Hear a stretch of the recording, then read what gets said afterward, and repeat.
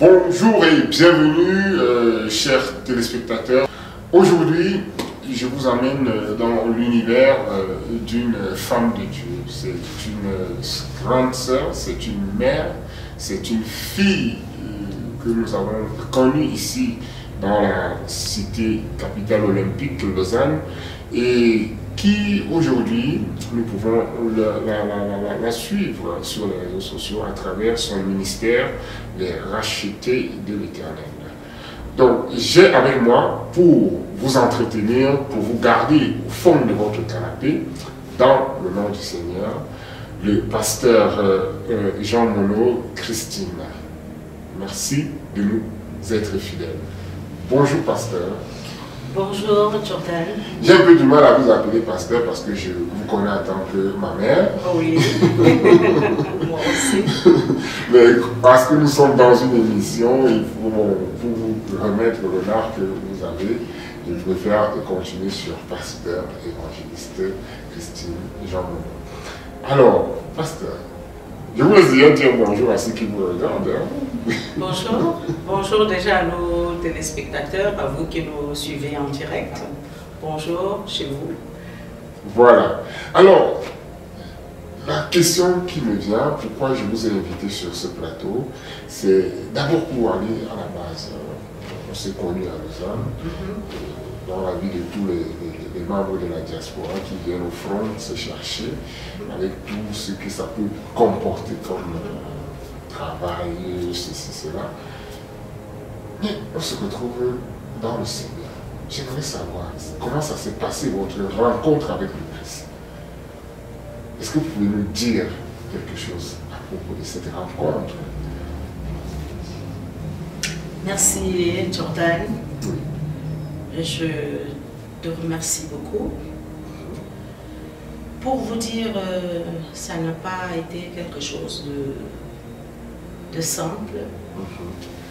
Avant de rencontrer le Seigneur, j'étais noyée dans une vie de débauche. À un moment de ma vie qui ne me convenait pas du tout, je sentais au fond de moi que j'étais à la recherche de quelque chose. Alors, le fait que je sois à la recherche de quelque chose m'a conduit dans des voies détournées au point où je me suis retrouvée même dans les milieux de la prostitution. Parce que je cherchais quelque chose manquait en moi. Et c'est comme ça, un soir, dans cette vie de débauche, que je rencontre une dame s'approche à moi. Nous étions deux. Et la dame, elle est venue, elle nous a salués, elle a demandé est-ce que vous voulez les bracelets. Moi j'ai regardé, je me suis dit peut-être qu'elle veut me vendre un bracelet parce que le milieu, là où nous étions, il y avait toutes sortes de trafic dans ce milieu-là. Alors la dame me dit non, je ne vends pas, c'est gratuit. C'est là où je prends le bracelet. Et puis très vite, elle me pose la question est-ce que vous voulez complet? J'ai regardé le lieu où j'étais et là où nous étions. Ce que vous étiez en train de faire. En train de faire, le lieu où personne ne peut penser à la prière. On peut penser à tout, on peut penser aux clients, mais pas à la prière. Alors j'ai dit à la dame un instant, est-ce qu'on peut aller, je voulais qu'on aille derrière. La dame me dit ici. Jordan. La dame a fait une prière qui n'a pas duré, je n'ai pas calculé le temps, mais elle était très courte. Très courte. Mais lorsque cette femme a fini cette prière, j'ai vu mes yeux s'ouvrir. Wow. La dame, elle a fini sa prière, elle est partie. Je n'ai même pas eu le courage de lui poser la question d'où venez-vous? Où est votre église? Elle est partie comme ça, elle m'a laissé ni adresse, ni nom, ni rien. Et là, quand je me retourne, je vois sur le moment mes yeux qui s'ouvrent. Je vois deux camps. Un camp dans le noir et un camp, une grande lumière. C'est-à-dire c'était comme une ville très lumineuse, beau, jolie. Et l'autre côté, le noir. Et je me retrouvais dans ce noir-là, avec toutes les personnes que je connais. Que ce soit les membres de ma famille, que ce soit les amis que je courtois de près ou de loin, nous étions tous dans ce noir-là. Et dans les ténèbres-là, il y avait beaucoup de gens. Mais là où je voyais la lumière, il n'y avait personne. Jesus. Et c'est en ce moment-là que je commence donc à fixer mon regard vers là où, vers cette grande lumière, parce que c'était tellement beau. Monsieur Jordan, voilà comment, en fixant le regard sur la lumière, je me suis retrouvée à parler de Dieu dans ma famille, appeler les gens de ma famille, parler de Dieu, tandis que mes yeux étaient focalisés. Je vais dire étaient, elles sont toujours focalisées. Et les yeux focalisés, qu'est-ce que je cherchais? Je me battais pour quitter, parce que j'ai vu que là où j'étais dans les ténèbres et la frontière de la lumière, ce n'était pas loin. Alors je commençais à me battre pour sortir de ces ténèbres et entrer le camp de la lumière. Alors pendant que je fais ces choses, moi je vois, c'est dans mes yeux que je vois toutes ces choses-là, mais je ne savais pas que physiquement je les pratiquais déjà aussi, que dans ma vie de tous les jours, je changeais déjà les directions, les fréquentations, les amis, et je changeais déjà tout. Pendant que moi je regarde une lumière, je vois quelque chose, c'est cette chose-là qui m'anime encore jusqu'aujourd'hui. Voilà comment j'arrive au Seigneur. Au Seigneur Jésus-Christ. Ouais. Qu'il est merveilleux, notre Seigneur Jésus-Christ, quand il vous apparaît, quand il vient à votre rencontre, c'est toujours comme la rencontre avec Paul sur la route de Damas. Exactement. Vous avez eu la chance, vous n'êtes pas sorti de là aveugle. Oh, si, parce que j'ai quand même été, si on va aller plus loin, j'ai quand même été une année après ça. Oui. Dès que je suis partie du lieu, je suis rentrée chez moi. Une année, je suis restée à la maison. Wow. Et pendant que je suis à la maison, je suis avec cette lumière. Je regarde cette lumière et c'est là où tout le travail a commencé à se faire, c'est-à-dire le Seigneur commençait à me parler vraiment. J'entendais déjà la voix de Dieu qui me parlait, qui me montrait tous mes nombreux péchés en fait. Et j'avais tous mes péchés devant moi. C'est là où j'ai commencé un chemin de repentance commence dans ma vie. Exactement. Pendant pratiquement 12 mois à la maison, je n'allais ni à l'église, nulle part. Je faisais que maison, travail. Et c'est comme ça qu'un jour, je suis à la maison, en train de prier et en train de pleurer même. Parce que je suppliais vraiment Dieu. Je voyais que si j'étais avec mes péchés, je devais finir en enfer. Alors j'ai commencé une prière de supplication pendant toute cette période-là pour demander à Dieu que si il me donnait une seconde chance, je ferais mieux. Et c'est là où un jour j'ai vu une présence qui est entrée dans ma maison. Une présence est entrée dans ma maison, je ne sais pas comment qualifier. Ça avait la forme humaine, mais c'était vraiment comme l'ombre qui est rentrée à la maison. Quelqu'un qui vient me porter comme ça par les bras et qui se met à me consoler. Et depuis le jour-là, toutes les douleurs internes que j'avais en moi sont parties. Et une joie s'est installée en moi le jour-là. Alors là, cette joie-là, c'est cette joie-là qui m'a amenée dehors. J'ai commencé donc à chercher. J'ai commencé à chercher une église parce que j'avais une joie qui entrait au-dedans de moi. J'avais juste envie de sauter, envie de danser parce que j'étais bien. C'est-à-dire, toutes les douleurs, c'est comme si tout mon passé était effacé. Il était effacé. J'avais cette joie-là. Bon, je l'ai toujours d'ailleurs. Cette joie qui m'anime, qui m'animait. Alors, j'ai cherché une église. Je ne savais pas, comme moi je n'avais pas d'église. Mais avant cela, pour vous dire, j'ai cherché déjà et puis je suis allée un jour dans une église réveillée en Afrique. On a prêché la repentance ce jour-là même. J'ai dormi dans cette église. Ils avaient une prière, une veillée de prière et j'ai assisté à la veillée de prière de 21 h jusqu'au matin. Alors, pendant la nuit, ils ont prêché. Il y a eu un prêche qui a touché mon cœur et puis ils appelaient ceux qui veulent donner leur vie au Seigneur. Et c'était un vendredi et ils devaient baptiser les gens le lendemain. Moi, je n'étais pas programmée pour ce baptême-là. Mais je me suis préparée. Je suis partie me faire baptiser, donner ma vie au Seigneur parce qu'il y a cette parole qui était là que venez à moi, vous tous qui êtes courbés sur des lourds fardeaux. Alors je me retrouvais dans cette parole-là. Et j'ai dit, je vais saisir cette occasion pour donner ma vie au Seigneur. Mais chose que je ne savais pas, qu'on ne donne pas la vie comme ça au Seigneur sans toutefois comprendre le pourquoi et le comment on donne sa vie à Dieu. Je ne savais pas que c'est une façon, un mode de vie qui doit commencer. Consécration. Une consécration.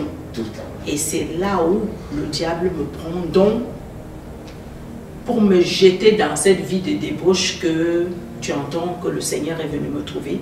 Parce que là, j'ai fait des péchés que je n'avais jamais fait autrement. J'ai mené une vie que je n'avais jamais vécue de toute ma vie, qui ne me ressemblait pas. Ah, donc, après le baptême, c'est avant la rencontre avec le Seigneur. Oui. Wow. Je me suis fait baptiser en 2009. En 2009 et j'ai fait la rencontre personnelle avec le Seigneur en 2011. En 2011.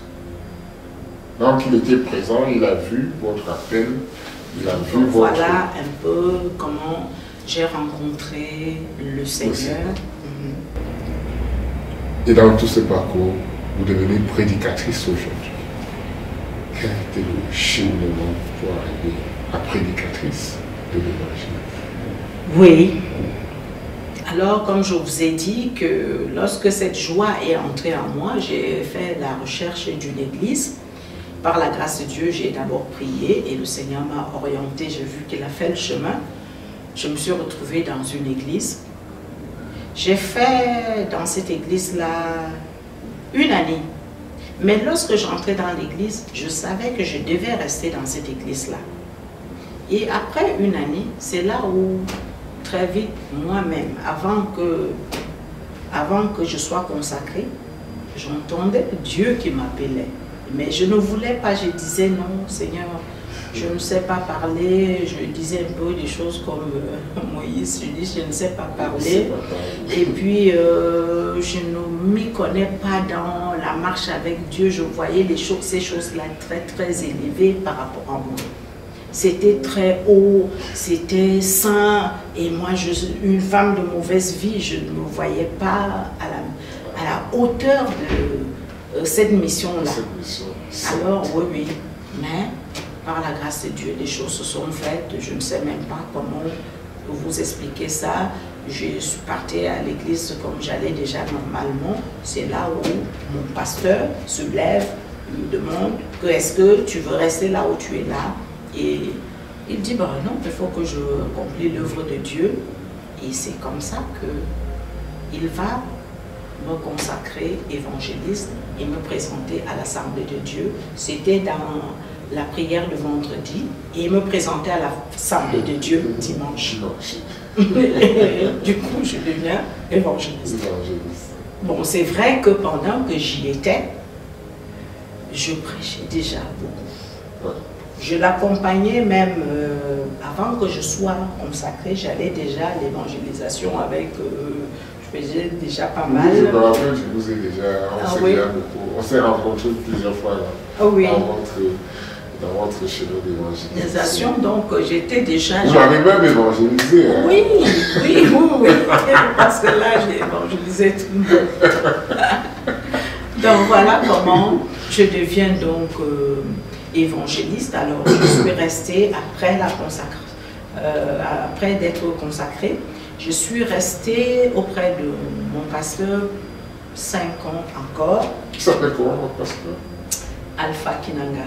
Alpha Kinanga. On salue le révérend pasteur Alpha Kinanga. Merci pour cette belle œuvre que vous avez su parfaire, vous avez su édifier, oui, et que nous pouvons en profiter. Je vous rappelle qu'elle est pasteur évangéliste à Lausanne, c'est l'église des rachetés de l'Éternel. Les cultes, ça se passe ici à Lausanne, à l'hôtel Continental. C'est tous les dimanches. C'est tous les dimanches. Oui, de 14h à 16h. 14h à 16h. N'hésitez donc pas à faire un tour pour rencontrer notre maman qui est évangéliste, véritable évangéliste. Lorsqu'on vient d'écouter sa rencontre personnelle, c'est pour ça que je commence toujours par cette question. Quelle est votre rencontre? Pour essayer de déterminer si le pasteur qui est en face de nous est véritablement un appelé de Dieu, a véritablement reçu cet appel, ou contrairement à ceux qui s'envoient eux-mêmes dans les champs de l'Éternel. Qu'est-ce qu'ils sont beaux les pieds de ceux qui annoncent l'évangile. Amen. Normalement, ces pieds, vous n'avez pas seulement des beaux pieds, vous avez aussi un beau visage, des belles formes, mais on vous trouve seul, solitaire. Pourquoi solitaire? Oui, ça c'est une bonne question. La solitude pour moi, c'est pas un choix, c'est pas quelque chose que j'ai choisi. C'est tout simplement que lorsque j'ai rencontré le Seigneur et que j'ai vu que toute personne qui était autour de moi, ils étaient tous dans les ténèbres. J'ai donc commencé à essayer d'amener tout le monde vers la lumière, là où moi je me trouvais déjà. Mais curieusement, petit à petit, j'ai vu que les gens ne voulaient pas. Alors, je ne sais pas si c'est la lumière qui est venue me séparer des gens, je ne sais pas. Voilà comment je me retrouve, mes amis qui m'abandonnent, beaucoup de gens m'ont abandonné. Et puis en même temps, cette solitude-là me permet aujourd'hui de mieux entendre la voix de Dieu. J'apprécie déjà la vie de solitude parce que c'est là où je peux bien entendre la voix de Dieu. Donc c'est un choix par rapport à la présence de l'Éternel. Vous avez choisi? Aujourd'hui, oui, oui. Vous choisissez la présence de l'Éternel que la présence des hommes. Voilà. Et ça nous fait... on comprend assez, on comprend. Et pour ceux qui ne le comprennent pas, c'est toujours là, cette manière que le Seigneur travaille avec ses serviteurs. Il vous isole, il vous retire pour vous façonner, comme dit David, tu m'as tissé, tu m'as brodé, tu m'as façonné. Et on peut apprécier le produit que nous avons aujourd'hui. Et dans votre parcours d'évangéliste, nous constatons que vous voyagez, vous commencez déjà à sortir de la Suisse maintenant. On vous a vu récemment vous rendre au Congo. Pourquoi le Congo? Pourquoi pas le Cameroun, votre pays? Avant de vous répondre à cette question, je voudrais aussi bien apporter la lumière sur comment est-ce que je suis devenue pasteur, évangéliste du ministère des Rachetés. Ah, la formation. Et même fondatrice de... Oui, oui.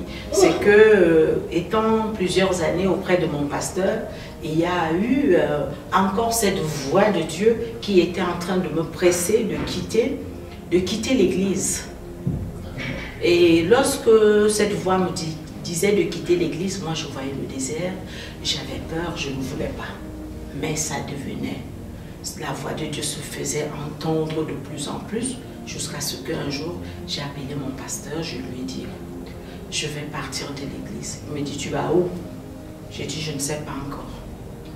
Mais je ne veux pas quitter la Suisse, mais je ne sais pas. Ce qui est sûr, je dois quitter l'église. Alors, c'est comme ça que je quitte l'église fin 2017. Et pendant que je quitte l'église, qu'est-ce qui va arriver? Une personne que j'avais déjà prêché l'évangile pendant 3 ans et qui n'avait jamais accepté venir au Seigneur, c'est cette personne qui me dit un jour, on va commencer à prier chez toi. Tandis que chez moi, je n'avais ni cellule de prière, ni rien. Et c'est comme ça que cette femme qui ne voulait même pas entendre mon évangile, c'est elle qui vient m'imposer la prière dans la cellule de prière dans ma maison. On a commencé à prier de deux. On est parti, le Seigneur nous a laissé aller les deux pendant 2 mois, 3 mois. Une troisième personne est venue, une quatrième, ainsi de suite. Bref, on s'est retrouvés. Au bout de 6 mois, il y avait déjà beaucoup de... Je vais dire, il y avait déjà beaucoup de gens dans la maison. Et ce sont eux-mêmes qui disent que comme nous sommes en Suisse, on ne peut pas être un nombre, 7, 8 personnes dans un appartement. Ça risque de devenir suspect. Allons chercher une salle. Ils sont allés chercher la salle. Moi, c'est-à-dire, juste pour vous dire que c'est quelque chose, je me suis sentie une chose qui était imposée à moi. Imposée à moi. Voilà comment l'église commence et voilà comment petit à petit les choses, c'est-à-dire ils ont fait tout eux-mêmes, toutes les démarches possibles pour que l'église soit là et pour que l'église soit reconnue et officiellement et tout. Voilà comment l'église a commencé. Une cellule de prière. De 2 personnes. Voilà comment j'arrive à la tête de ce ministère. Ça fait bientôt 5 ans qu'on est là, que je deviens le pasteur principal, fondatrice et autres que vous pouvez entendre là. Voilà ce que c'est pour moi, c'est juste, je pense ça, c'est un témoignage de ce que Dieu a fait. Qu'une personne, je n'avais ni la forme. Je ne correspondais même pas même aujourd'hui, j'ai dit, je ne correspond pas au profil. Mais Dieu, en fait, il est en train de faire des choses qui m'étonnent moi-même. Mais des choses dont je ne peux pas m'en débarrasser, c'est comme si c'est collé à ma peau. Je suis obligée de porter ça. J'essaye, parfois on essaye de fuir comme Jonas, mais c'est pas possible. Ça me colle à la peau. Oui, donc voilà. Et c'est comme ça, donc, pour revenir à votre question, comment est-ce que je me suis retrouvée au Congo? Au Congo, voilà. Et je me retrouve comment au Congo? C'est un pays que, de près ou de loin, je n'avais jamais... j'ai dit apprécié, je ne connaissais pas trop ce pays. Mais un jour, pendant les multiples voix de Dieu dans mon désert, dans ce désert où j'étais déjà avec l'église, j'entends cette voix qui me parle que je dois aller au Congo. Mais j'ai dit au Seigneur, je ne connais pas ce pays. Je ne connais même personne dans ce pays. Mais la voix a continué à parler tellement fort que j'ai demandé à Dieu de me faire des signes. J'ai dit, Seigneur, quand tu avais envoyé Gideon, Gideon t'a demandé des signes.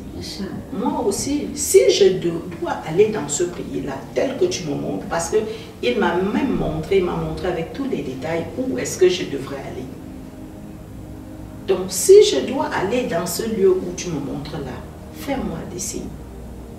Mais, Monsieur Jordan, je ne te dis pas que j'ai vécu des scènes autour de moi où des personnes, une sœur, un jour, j'appelle la sœur, je dis, accompagne-moi au garage, je voulais amener la voiture au garage. Et comme j'avais commencé un jeûne, j'ai dit, Seigneur, je vais jeûner 3 jours. Au bout de ces 3 jours, il faut que tu me fasses un signe si je dois vraiment aller au Congo.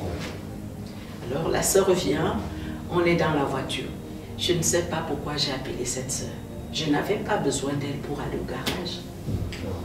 Mais pendant le chemin, la sœur va commencer à me parler. Et tout ce que la sœur va parler répond aux questions que moi j'avais posées à Dieu. Non, il y a une joie qui est montée dans mon cœur. J'avais la joie quand j'écoutais la sœur parler. Elle parlait, j'avais une grande joie. Ce n'est plus après. Ça, c'était au bout de 2 jours. Mais 3 semaines plus tard, une autre sœur vient également aussi me parler de la même situation. C'est là où j'ai compris que je devrais normalement aller. Alors, maintenant, je dois aller. Quand? Et comment? Et comment? Pour faire quoi? Et pour faire quoi? Ça, pour faire quoi? Ça, je ne savais pas.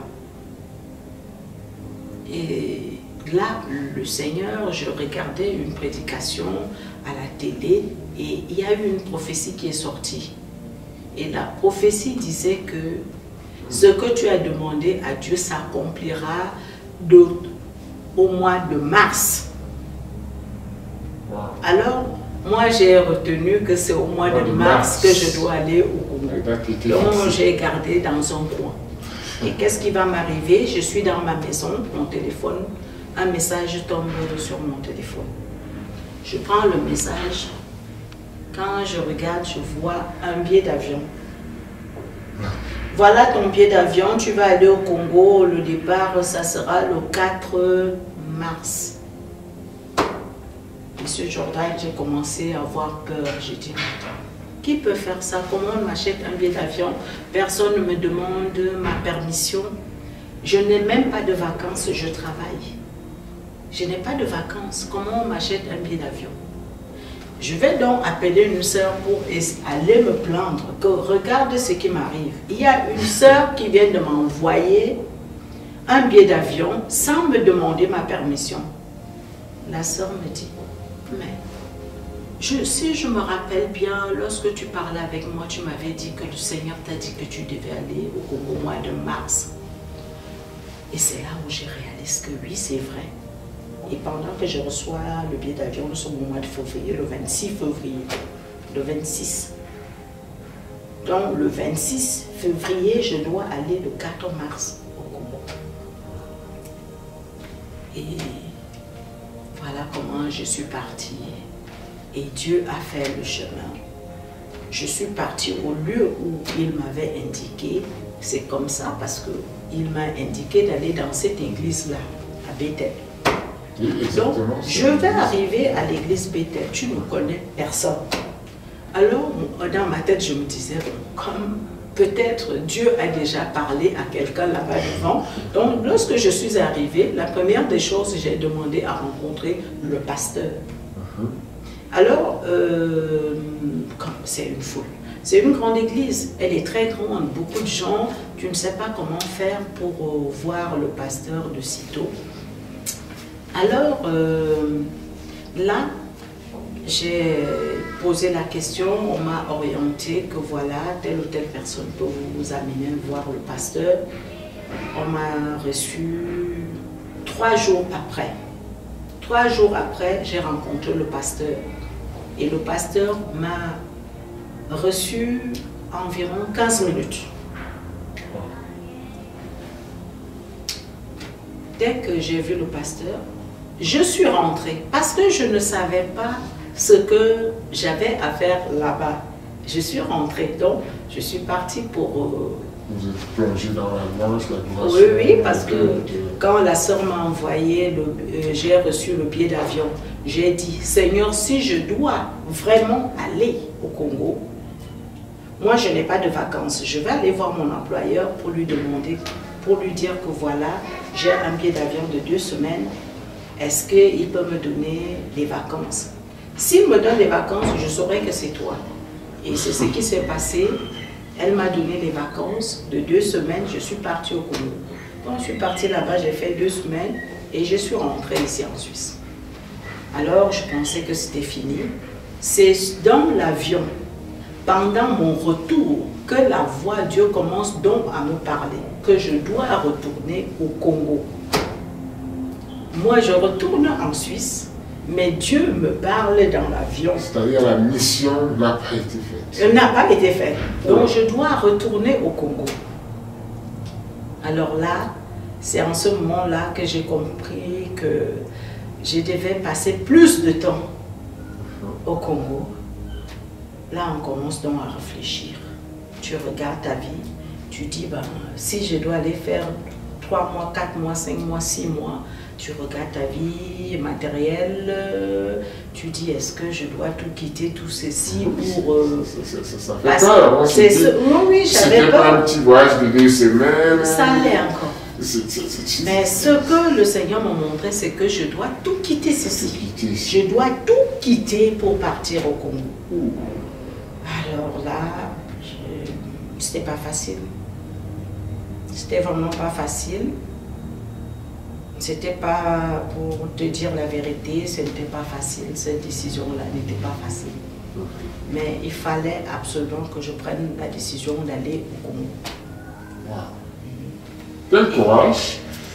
Et je suis partie. Quelle obéissance surtout que nous pouvons donc constater. Vous êtes une femme obéissante. Vous obéissez à la parole du Seigneur, à l'appel et aux recommandations de l'Éternel. Oui. Quel courage. Et là-bas au Congo, nous vous avons vu dans cette église Bethel, dans une vidéo, parce que une vidéo a fait le tour des réseaux. On a vu notre maman. Lors d'une célébration, on a vu, en pleine adoration, le pasteur principal, le célèbre, le très célèbre pasteur, à la réputation, je vais garder entre parenthèses, arrêtez ça et venir vers vous. On peut voir les images, qui passent tout de suite à vous. Belelanzam! Yebisaye onction, il y a différence. Mafuta, il y a différence. Et par quoi il y a différence? Par la haute voix. Lobana mongongo makasi. Ozobi sanzambe. Mafuta bo questionner likolo na ngai. Ata soki to kotisi ba candidature ebele. Mais nalingi ba retenir kaka oya ngai. Ozobi sanzambe. Esika nyonso nga na kozala. Nalingi naza toujours remarquable. Odo senga différence na pokwa lelo. Odo bi sanzambe. Nazala différent. Nazala différent. Nazala différent. Na esalelo na yo. Ozala différent. Ata soko ke wapi. Yo zala toujours différent. Ozala remarquable. Sambele siko zalim. Ozobela nzamba Moïse. Zamba différence. Ozobela nzamba Esther. Bazala ki ebele. Mais Esther ne ba ponaki. Ozobi sanzambe na pokwa lelo ata soki tozebele na lingi kombo na ngande bima ata soki ba kombo ebele za ki retenu mais na pokwa lelo soki kombo moko ko bima ezande kombo na ngai lelo na ekoluka nzamba différence na pokwa lelo na dosenga onction ya différence na pokwa lelo na ekoluka nzamba différence ozan nzambe oyo amarkaka différence na vie ya mutu. Na pokwa lelo esika na konyata différence ezala na pokwa lelo na lingi différence ezala na kati ya couple nanga différence ezala na avenir nanga différence na musala nanga na makambo na salaka na pokwa lelo makambo nanga nyonso ezala différence. Qu'est-ce qui s'est passé? Qu'est-ce qu'il est venu vous dire? Est-ce que c'était des formes? Est-ce que on connaît le pasteur? Oh, Monsieur Jordan, oui, oui, c'est vrai que ce que je pourrais dire par rapport à cela, c'est vrai que c'est des moments qui me rappellent, ça me rappelle un moment intense que j'ai vécu dans cette église.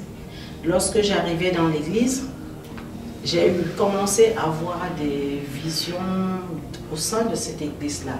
À l'intérieur, des choses que je n'avais jamais vues auparavant. Pendant que je prie, je vois des choses. Alors ce jour-là, principalement ce jour-là, j'étais en train de prier. J'étais en train de prier, les yeux fermés. Qu'est-ce que je demandais à Dieu? Je vais vous dire exactement ce que je demandais à Dieu en ce moment-là. c'est que il y avait beaucoup, l'atmosphère était lourde. Et puis, je demandais à Dieu que tu as dit que les ténèbres et la lumière ne peuvent pas cohabiter. Il y a tant de ténèbres dans l'église. Seigneur, et viens au moins nous séparer, viens séparer ces ténèbres pour que nous puissions au moins te louer dans un contexte favorable.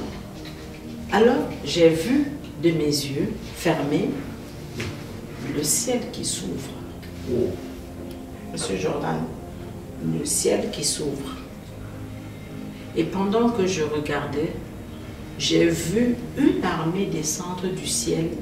Des gens, ils étaient comme des militaires, portant des sacs au dos. Ils étaient vraiment comme vous voyez les militaires pendant la guerre là. Mais la seule différence, c'est qu'ils étaient beaucoup trop grands. Ils n'avaient pas la taille humaine. La taille, l'être humain, celui qui est beaucoup trop grand, peut faire 2 mètres. Mais ils étaient peut-être 6 mètres comme ça. Alors, cette armée est descendue dans l'église. Et ils sont restés au niveau de nos têtes. Tout le combat était au niveau de nos têtes. Les gens qui couraient dans toute l'église et leur pas, chaque pas dégageait le feu. Le feu, dont toute l'église était en feu. Mais l'image qui m'a beaucoup encore touchée, c'est que j'ai vu un de ces militaires-là courir au fond de l'église, aller détacher. Il y avait quelqu'un qui était lié, les mains derrière. Il était lié des pieds et puis il était aussi des yeux bandés.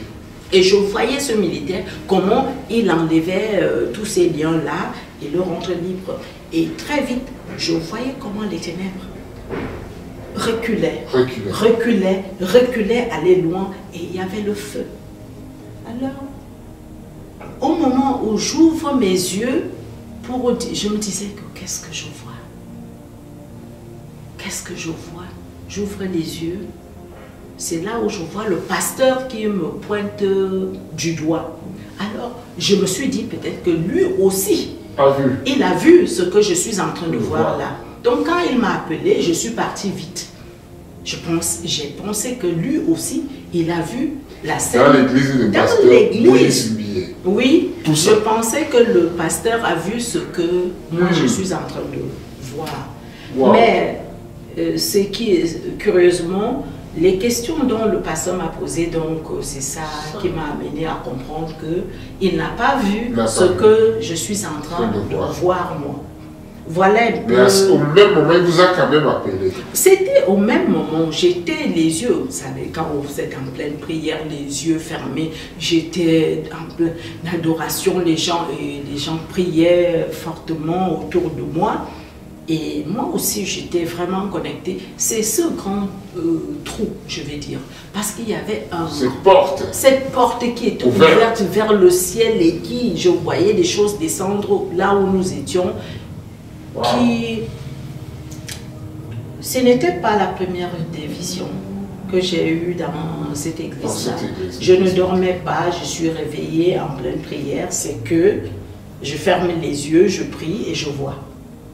Donc quand je suis entrée dans le ministère, je ne savais pas ce que je devais faire là-bas. C'est à l'arrivée que j'ai commencé à voir pourquoi est-ce que je suis là. Wow. Parfait.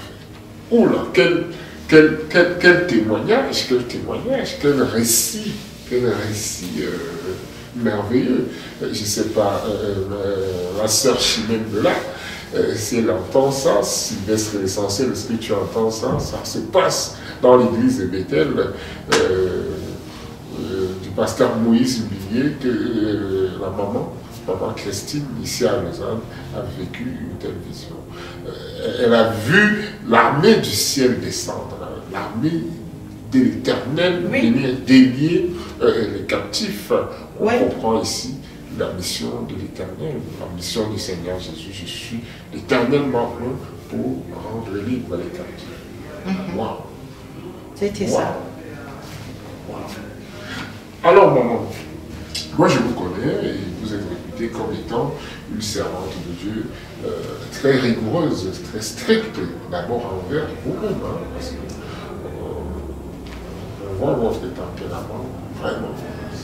C'est la rigueur dans le comportement, dans l'habillement, dans le langage, dans les relations.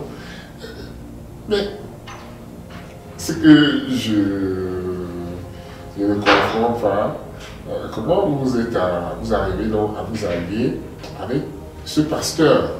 Parce que c'est vrai que l'église, il est aujourd'hui pasteur principal de cette église qui a été fondée par ses parents. Mais vous avez arrivé quand même à rester lié avec un homme sur qui on dit autant de choses. Oui. Je vais répondre bref pour dire que le seul lien qui peut, si quelqu'un veut savoir quel est le lien, oui, qui me lie avec le pasteur Moïse Mbié, c'est Christ. C'est Christ. Puisque avant, il ne me connaissait pas, je ne le connaissais pas aussi. C'est Christ qui a conduit mes pas dans son église. Et maintenant, ce que je veux répondre un peu, j'aimerais répondre par une parole de Dieu dans le livre des Actes des Apôtres. On peut lire ça dans le livre des Actes des Apôtres 10, où nous voyons les Actes des Apôtres, chapitre 10. Nous voyons... Il faut aussi lire, vous qui nous regardez, prenez aussi vos Bibles, parce que oui, nos chrétiens d'aujourd'hui, il faut toujours ouvrir la Bible lorsqu'on cite les passages bibliques. Oui, pour que les gens puissent bien comprendre pourquoi, parce qu'on peut lire ça dans le livre des Actes des Apôtres, ici au chapitre 10, en commençant du verset 9 jusqu'au verset 23, où nous voyons ici l'apôtre Pierre qui est en train de prier. Oui. L'apôtre Pierre est en train de prier et il va voir, pendant qu'il prie, le ciel s'ouvrir. Et pendant que le ciel s'ouvre, il y a des espèces de choses qui vont commencer à apparaître. Et Dieu va parler, une voix va parler à Pierre. Que tu et mange. Tu et mange. Mais Pierre va dire, Seigneur, je n'ai jamais touché quelque chose d'impur. Mais qu'est-ce que la voix, Dieu va encore dire à Simon là? C'est que ce que moi, Dieu, j'ai dit, j'ai jugé pur, tu ne dois pas regarder ça comme étant impur. Alors, ici, Simon va quitter le lieu où il est pour se rendre dans la maison d'un homme. Dans la maison d'un homme qu'on appelle Corneille. Quand Simon quitte ici, il va dans la maison de Corneille. Lui-même, il ne sait pas qu'est-ce qu'il va faire là-bas. Tout ce qu'il sait, c'est que Dieu lui dit de partir. Donc, c'est un peu comme ça que je me retrouve dans la maison du pasteur Moïse Mbié. Wow. Wow. Voilà comment je me retrouve là. Ne déclare pas impur ce que Dieu a déclaré pur. Wow. Ce que Dieu a déclaré pur, on ne doit pas dire que c'est impur. Parce que là, Simon regardait Corneille comme si c'était un homme impur.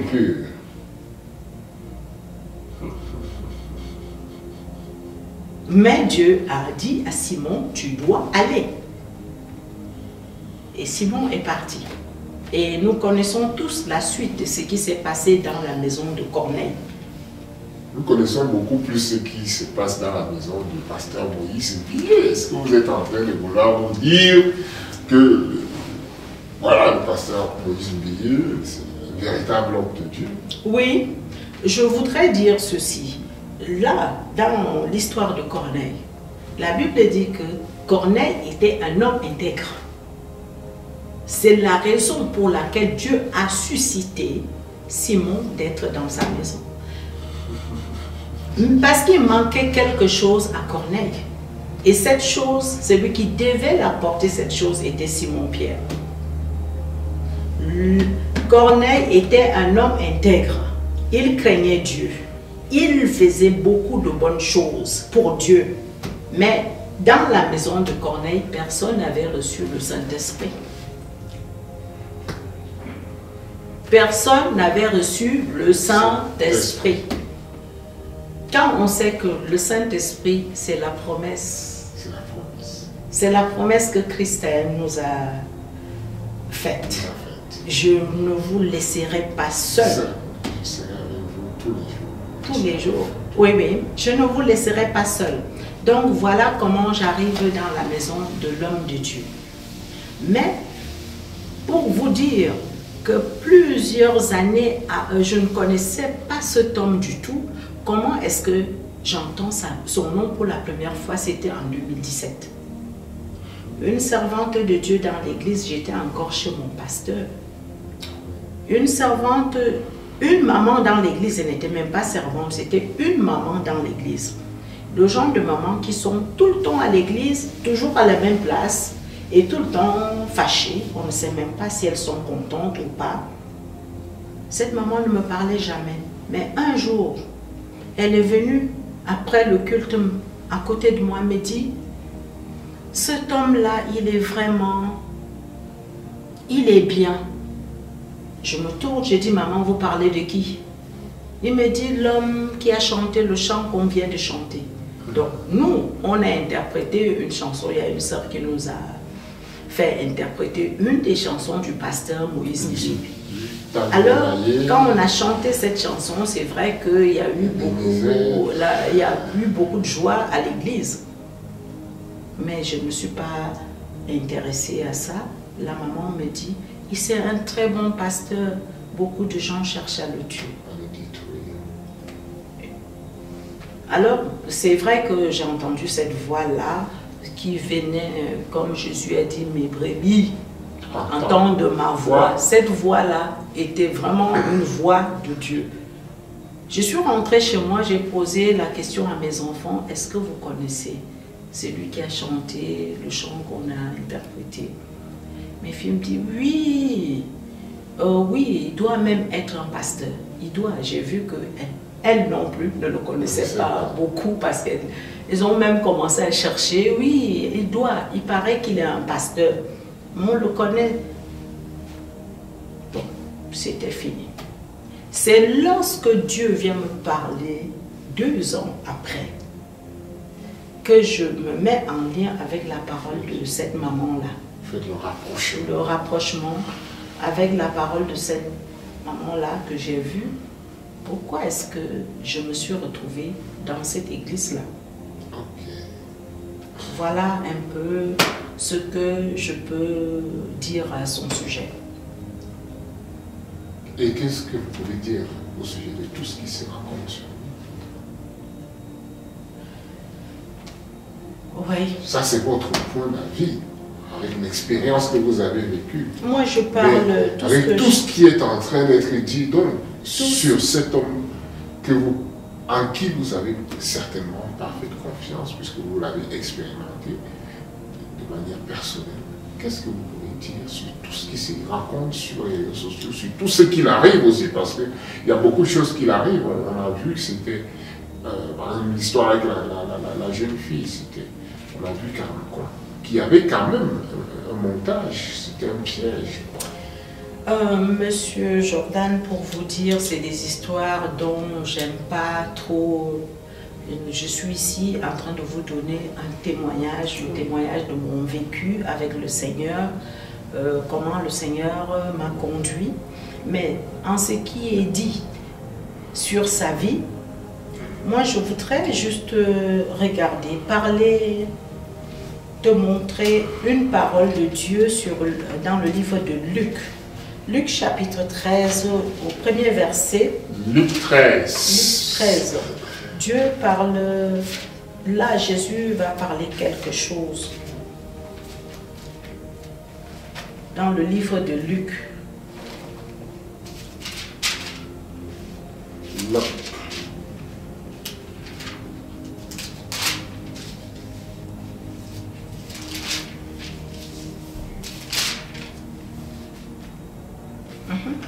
Jésus va parler quelque chose ici dans le livre de Luc, qui, ici, la Bible dit, en ce même temps, quelques personnes qui se trouvaient là racontaient à Jésus ce qui était arrivé à des Galiléens dont Pilate avait mêlé le sang avec celui de leur sacrifice.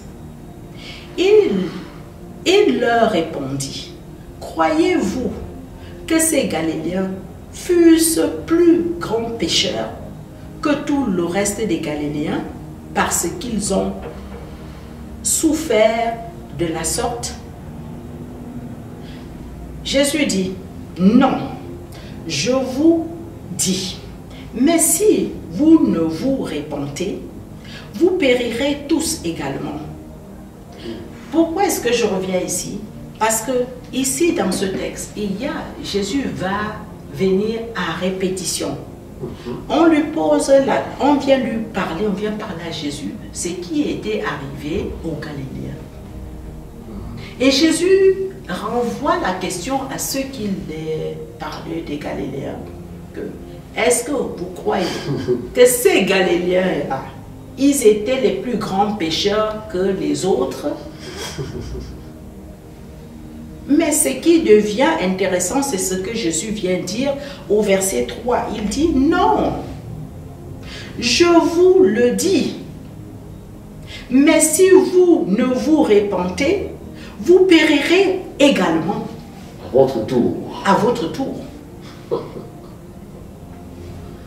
Les gens qui viennent raconter à Jésus ce qui est arrivé, c'était, je m'imagine que c'était les Galiléens, qui venaient raconter à Jésus que est-ce que tu sais que Pilate a exterminé les Galiléens? Ils étaient peut-être au nombre de 18. Jésus dit, si vous ne vous repentez, vous-même qui êtes venu parler là, vous qui venez parler là, votre sœur va aussi être comme ça. Et Jésus répète ça 2 fois. Regardez le verset 5. Jésus parle de ça au verset 5. Au verset 3, il dit, non, je vous le dis, mais si vous ne vous repentez, vous périrez tous également. Au verset 5, il répète la même chose. Non, je vous le dis, si vous ne vous repentez, vous périrez également. Donc voilà, vous savez, moi je peux dire, les rumeurs, les calamités peuvent arriver. oui. Mais comme la Bible dit, malheur à celui par qui ces calamités-là peuvent passer. Qui sommes-nous pour juger les gens?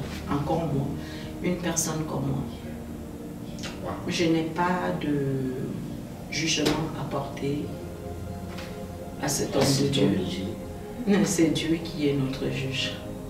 Voilà. Le message que vous venez de donner comme réponse à ma question, c'est vraiment intéressant parce que ça nous renvoie nous-mêmes à nous regarder d'abord nous-mêmes. À nous regarder, à nous juger d'abord nous-mêmes. Avant de poser, de passer la vie à poser les jugements sur les autres. Les autres. Regardons d'abord notre propre vie, nos propres calamités qui sont cachées, qui ne sont pas encore exposées. Oui, parce qu'on peut parler des calamités. Vous savez, quand quelqu'un est célèbre, tout ce qu'il peut faire, on peut parler. Pourtant, nous avons reconnu quand même, lors de la chanson Ebenezer, le premier titre à succès du pasteur Aimé, on ressentait la présence de Dieu. Quand il a sorti Tangonaï dans son deuxième album, on ressentait la même présence de Dieu. Mais moi, dans mon travail en tant que vidéaste dans les cérémonies, un jour j'ai été choqué. Le DJ, à un moment donné, il a mis la chanson Tangonaï et j'ai vu tout le monde aller s'asseoir. Personne n'a plus voulu danser cette chanson à cause des calamités. Oui, j'ai vu toute la salle aller s'asseoir. Tout le monde a dit non, ne danse pas ça. Le DJ n'a pas fait plus de 30 secondes, il a compris que la chanson de Moïse Villela n'était plus vue comme ça. Il a zappé la chanson. Mais ça m'a fait mal quand même. Ça m'a interpellé. J'ai dit, waouh. Voilà, c'est tout ce que... Quel parcours, quel parcours, surtout témoigner ce que Jésus a fait de ma vie. Ça, c'est juste une parenthèse. Je réponds à cette question parce que vous me la posez aussi, mais autrement. On ne savait pas, on a vu une histoire, on s'est dit, mais qu'est-ce que notre pasteur va déjà chercher dans cette assemblée où on entend toutes sortes de choses. Oui. Elle va revenir. Et voilà, la vérité, c'est que c'est le Seigneur qui m'a conduit dans ce lieu-là. Comme je vous ai parlé de Simon-Pierre dans la maison de Corneille, c'était ma mission. J'ai compris que j'avais à faire. Et puis, je vais dire, ce déplacement-là m'a permis moi-même aussi de voir quel Dieu qui marche avec moi. Parce que les choses que j'ai vécues avec Dieu dans ce pays-là, je ne les ai pas encore vécues depuis que je suis... Ouais. Dans le Seigneur. Oui, depuis que je suis dans le Seigneur, parce que je suis partie seule. Et je n'avais ni ma famille auprès de moi, ni personne, j'étais toute seule. Je n'étais que avec le Seigneur. Et j'ai vu Dieu, j'ai vu le Seigneur dans tout. C'est-à-dire, je me rappelle une fois, j'ai vu la gloire de Dieu partout. Je me rappelle, je suis partie me faire coiffer. J'étais dans un salon de coiffure. Et puis, la dame, elle a fini de me coiffer. J'ai fait quelques remarques à la dame parce que le salon était sale. Et après la remarque, j'ai vu qu'elle n'était pas, elle était triste. Et je ne voulais pas quitter ce lieu et laisser la coiffeuse triste. C'est là où j'ai voulu commencer à l'exhorter. Je voulais lui parler de Jésus. Je me rappelle, je lui ai demandé d'ouvrir. J'ai dit, est-ce que quelqu'un a une Bible ici? Ils m'ont dit non, on n'a pas de Bible, on a juste, mais on peut regarder sur le téléphone. Alors j'ai demandé qu'elle ouvre Jean chapitre 14 au verset 6. Ce verset qui dit Jésus est le chemin, la vérité et la vie. Nul ne peut venir au Père sans passer par lui. Alors on a lu ce verset. C'est elle qui a lu. Je vous assure que le Saint-Esprit s'est répandu dans le salon de coiffure. Ce que je vous dis là, j'étais avec un chauffeur, j'étais avec mon chauffeur. Quand j'ai vu ça, moi j'étais dépassée. Ceux qui parlaient en langue, ceux qui criaient Jésus, Jésus, Jésus, Jésus, Jésus, je suis sortie. Je suis sortie parce que j'étais dépassée par cette présence de Dieu qui est arrivée dans un salon de coiffure. Wow. Après, je suis partie dans la voiture. Pendant que j'entrais dans la voiture, les gens venaient derrière moi pour me demander le numéro de téléphone. Alors que moi, je partais pour fuir. J'étais en train de fuir. Parce que c'est une situation qui devenait, ça a un peu dépassé aussi mon entendement. On a juste lu un verset et puis des gens commencent à s'agiter partout, ceux qui pleurent, ceux qui crient. Juste à la lecture d'un verset. Oui. Avant de terminer notre mission, je vais un peu rester sur ce petit sujet qui fatigue un peu l'Église, parce qu'on a tendance à voir beaucoup de chrétiens qui disent qu'ils vont prier chez eux ou bien ils prient seuls parce que Dieu est présent partout. Pourtant, vous venez de parler d'une manifestation tangible de la présence de Dieu. On sait que Dieu est présent, il est omniprésent. Qu'il est présent dans n'importe quel espace, même en enfer. Mais on a une autre dimension de la présence de Dieu, dans laquelle on peut recevoir l'exaucement, parce que cette femme, elle a été exaucée tout de suite. Votre prière a été exaucée tout de suite. C'est-à-dire la tristesse a été transformée en joie tout de suite. C'est clair. Qu'est-ce que vous nous dites par rapport à rechercher cette présence? Cette présence, cette deuxième dimension de la présence de Dieu, où on peut la voir, on peut la toucher, on peut la sentir. Oui. qui avait déjà expérimenté cette dimension de la présence de Dieu? C'est comme j'ai toujours dit, que c'est un choix, c'est un engagement. Jésus-Christ est mort pour tous et il se propose à tous. Il ne fait pas de favoritisme. Mais le problème, c'est comment est-ce qu'on reçoit ce Dieu-là. C'est comment l'être reçoit Dieu. La parole de Dieu, quand tu la reçois pour la première fois, comment est-ce que tu l'accueilles? Lui-même, il a parlé de ces 4 semences, la parabole du semeur. Donc, il y a des gens qui ont reçu la parole de Dieu et qu'ils n'étaient pas déjà prêts au suivre le Seigneur.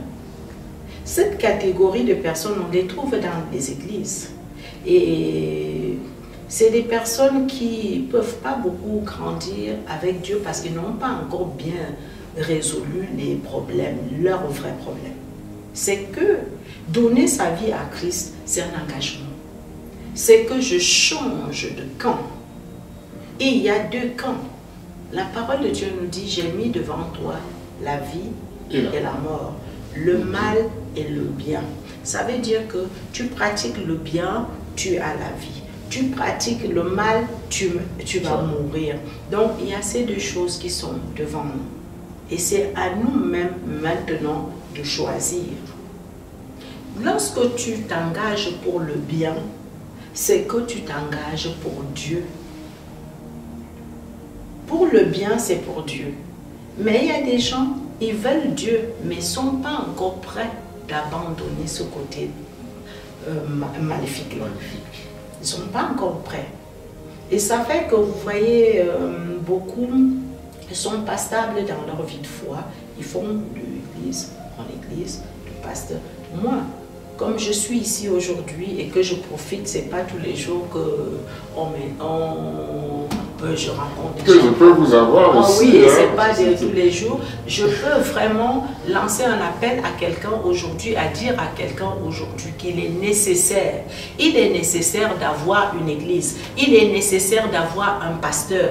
Pourquoi? Parce que lorsque j'ai donné ma vie au Seigneur et que je n'avais pas d'église, je n'avais pas de pasteur, je n'avais personne pour me préparer surtout des choses que je parle là.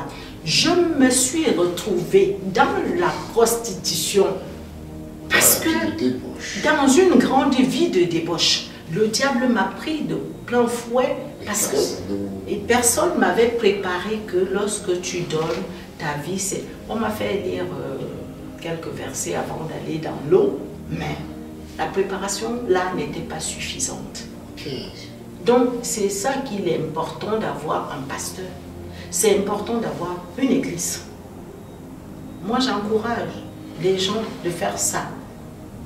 Parce que si j'avais un pasteur au moment où je donnais ma vie à Christ, j'allais peut-être pas ajouter, j'avais déjà les péchés, mais je n'allais pas ajouter d'autres péchés aussi graves. Où on pouvait me voir dans les casinos en train de jouer, être même accro au casino. Ce qui ne ressemblait pas à ma nature. C'est juste parce que je suis allée donner ma vie au Seigneur et le monde éternel me regardait. Il me voit encore. Il dit, bon, là, maintenant, il m'a pris de plein fouet. Comme Jésus a dit, quand un mauvais esprit s'en va, il ne part pas définitivement. Il va chercher 7 autres plus puissants. Donc ça veut dire que ceux qui sont venus, si j'avais un mauvais esprit en moi, je me suis retrouvée avec 8 autres. 8 autres. Tout simplement, mais je rends gloire à Dieu qu'il ne m'a pas laissé.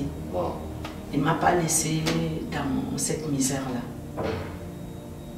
Comme dit la chanson du pasteur Moïse Oulier, Vénézer, jusqu'ici, tu ne m'as pas laissé. Quel parcours incroyable, quel parcours incroyable. Quel est votre objectif présentement en tant que pasteur ici à Lausanne? Quel est votre objectif? Mon objectif, c'est que ce que je vise, c'est que la plupart des âmes soient sauvées. Mon but à moi, déterminer que tant que j'ai encore le souffle, que les gens puissent recevoir la même grâce que moi. Amen. Partout où je passe, je travaille, je veille à ce que les gens puissent obtenir la même grâce. Parce que cette grâce-là est disponible pour tous, Monsieur Jordan. Amen. La grâce-là, elle est là. C'est simplement, je vais encourager les gens qui nous regardent aujourd'hui, que vous qui avez peur de donner votre vie à Jésus, regardez-moi. Moi, j'ai donné ma vie à Jésus. Est-ce que, quand vous me regardez, quelque chose, je sens la misère ou bien je suis différent de toi? Nous sommes différents par des actes maintenant, mais sinon, j'ai la même joie de vivre que toi. Je te ressemble, je m'habille comme toi. Il n'y a pas... C'est juste que j'ai changé de conducteur.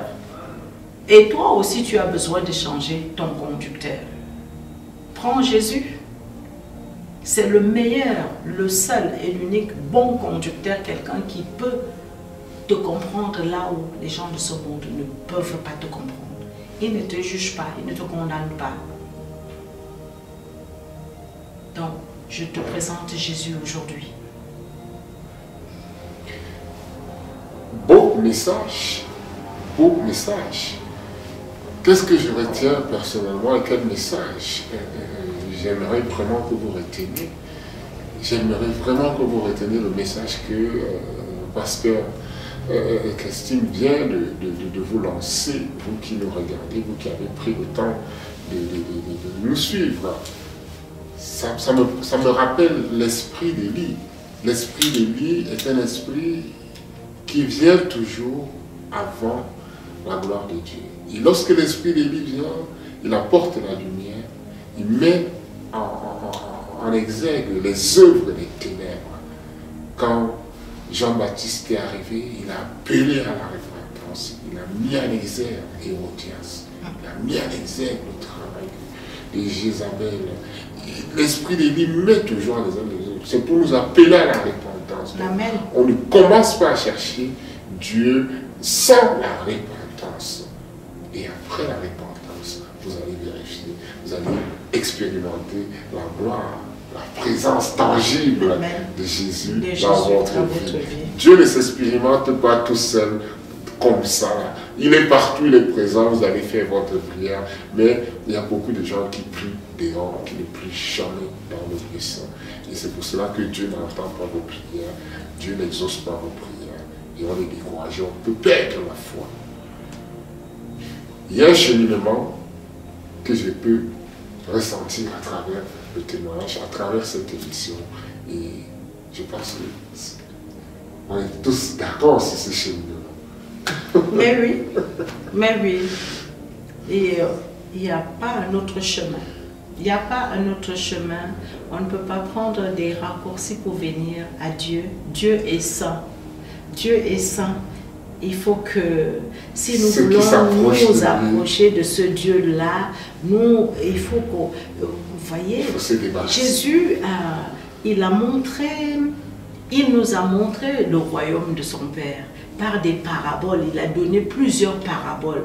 Et la parabole qui m'a beaucoup touchée, c'est cette parabole que Jésus montre un père qui prépare les noces de son fils.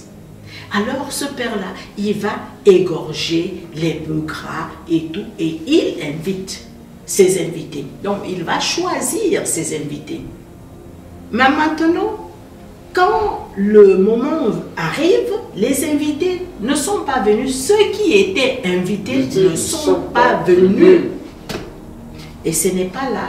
Mais Jésus continue et dit, qu'est-ce que cet homme va faire? Il va encore envoyer ses disciples aller dans les carrefours, aller chercher méchants et bons pour que cette table de noces soit pleine. Mais là où je vais venir, c'est le point que Jésus vient toucher du doigt. Les méchants et bons sont déjà assis sur la table de noces, mais le maître de maison va venir maintenant pour regarder qui est en tenue de noces, qui ne l'est pas. Donc ça veut dire que porter les habits de noces pour s'asseoir sur la table du Seigneur est une obligation. En fait.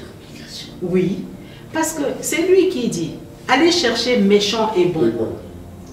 Alors, ils viennent tels qu'ils sont, mais maintenant qu'ils sont déjà là, c'est le maître de maison qui vient demander, toi, où sont tes vêtements de noces? Comment es-tu entré ici? Vous voyez? Et même quand vous arrivez à entrer, quand même, il faut s'adapter. C'est pour cela que la repentance est obligatoire. Ça veut dire que Dieu nous appelle tous. Mais si nous voulons vraiment expérimenter cette puissance dont nous parlons, cette présence de Dieu, il va falloir faire un travail personnel. Marcher dans l'amour, marcher dans l'obéissance, surtout l'obéissance. Dieu résiste aux orgueilleux dans l'obéissance. Et c'est cette obéissance-là parfois qui nous manque.